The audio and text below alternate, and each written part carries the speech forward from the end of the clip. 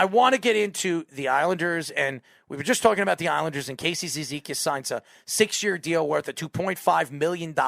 You're talking about a guy who's 30 years old. He's still a great player. He's on one of the best fourth lines in hockey, probably the best fourth line in hockey, and really the face of the New York Islanders. He really is. When you look at that line is the face of the New York Islanders. The rough, tough, gritty Islander team that really has been as gritty as any team in the NHL for the last 5-6 years.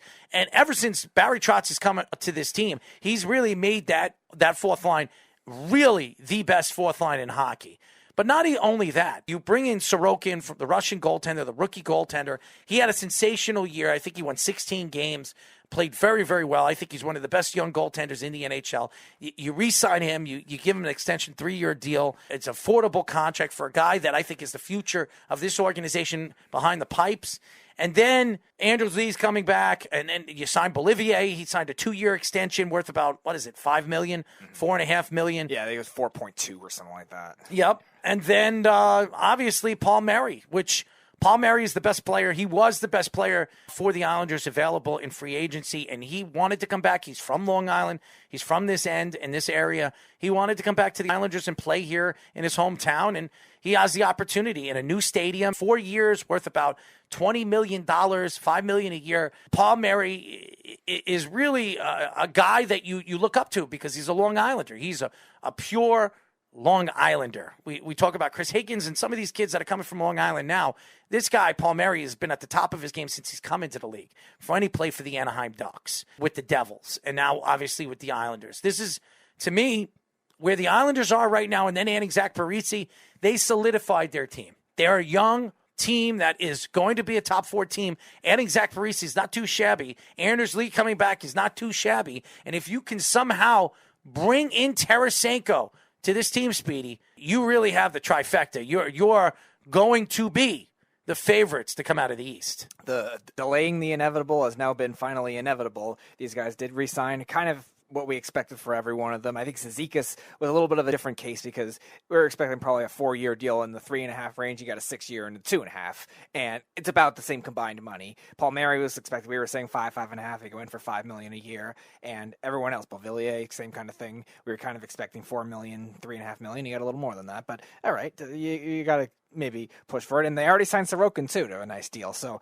they can extend him if he gets better too, or they can even maybe save money even that way too.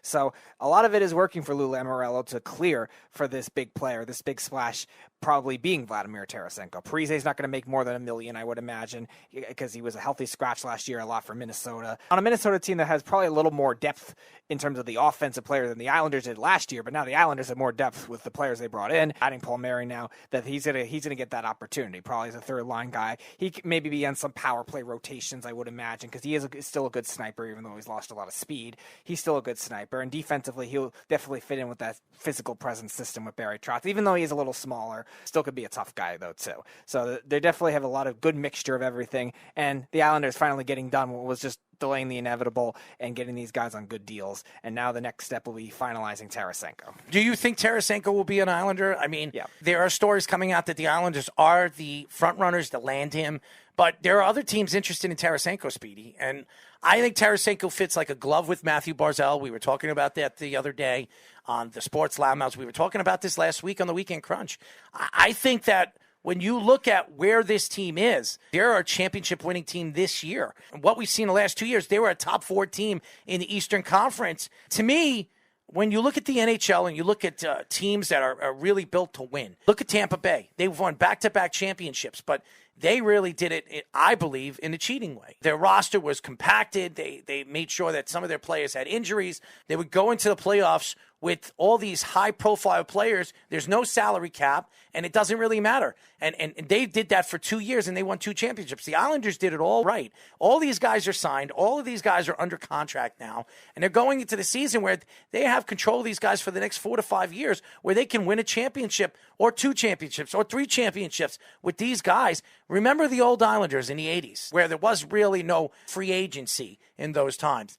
The Islanders built through the draft, and a lot of these guys are from the Garth Snow days where he drafted these players and he built around these players. And obviously adding Barry Trotz and Lou Lamoriello really solidified this team and this organization into a winning organization. Yeah, whether the loophole with the salary cap that the Lightning found out gets fixed or not is another question, because, yeah, they shouldn't be able to just manipulate it the way they did in terms of, at least this year, in a full season especially. I mean, obviously last year with the different playoff format, I don't know how it would have affected it. It would have maybe have impacted the seeding. Again, experience is still experience. We'll never know how that really played out. But, yeah, the Islanders are definitely moving in the right way now because they're shedding so much of the salary cap now. And they know they need this bigger offensive player. Barzal is phenomenal. We all know that. Barzal is also somebody that is also versatile. So if Tarasenko could be also a great passer to go with Barzal, who's a great shot creator, we know about his speed, they can move those guys around. And Anders Lee, the same kind of thing. He could be a center and a wing, too. Now, he's not really the speed demon guy like the other two are, but again, he gets all those tough goals. He's physical in front of the net.